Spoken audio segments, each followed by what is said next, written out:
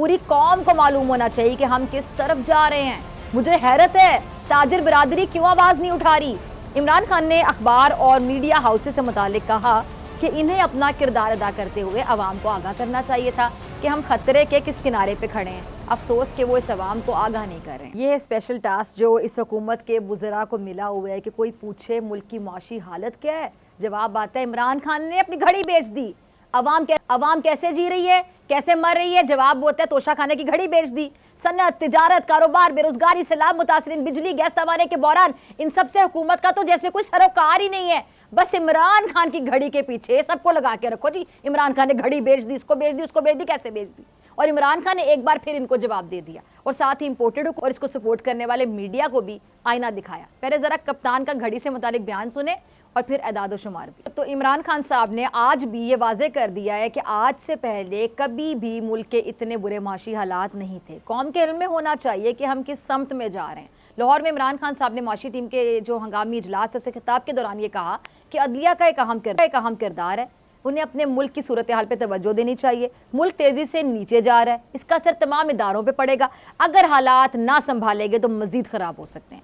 आज सिर्फ कौम नहीं, इदारों से भी मुखातिब हूँ। पूरी कौम को मालूम होना चाहिए कि हम किस तरफ जा रहे हैं। मुझे हैरत है ताजिर बिरादरी क्यों आवाज़ नहीं उठा रही, ताजिर और सनतकार क्यों खामोश हैं।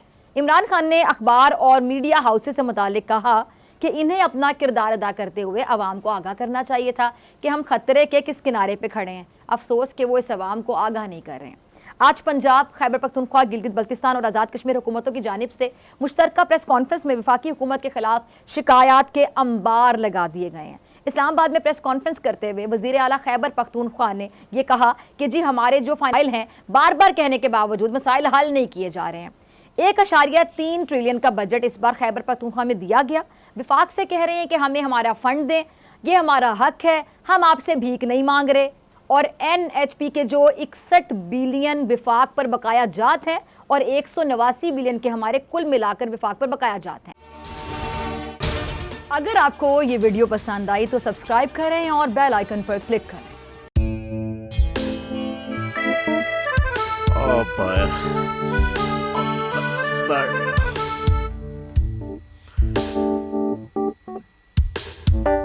इंतशार से निकलने का वाहिद हल इंतखाबात हैं। हकीकी आज़ादी मार्च आज रवा।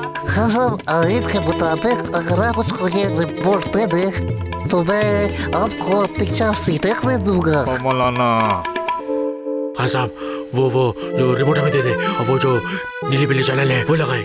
जाओ शबाज। हम ऐसा टीवी देखते ही नहीं जिसका रिमोट हमारे हाथ में ना हो। और यहाँ पे कोई 2 नंबरी नहीं चलेगी। और हम कोई गुलाम है जो आप रिमोट मांगे हम दे दें? Absolutely not. यहाँ पे सिर्फ पाकिस्तान का नंबर 1 चैनल चलेगा, बोल, जो हकीकी सहाफत की जंग लड़ रहा है। पाकिस्तान के लिए कोई और नहीं, सिर्फ बोल खड़ा है। आप सब भी बोल देखें।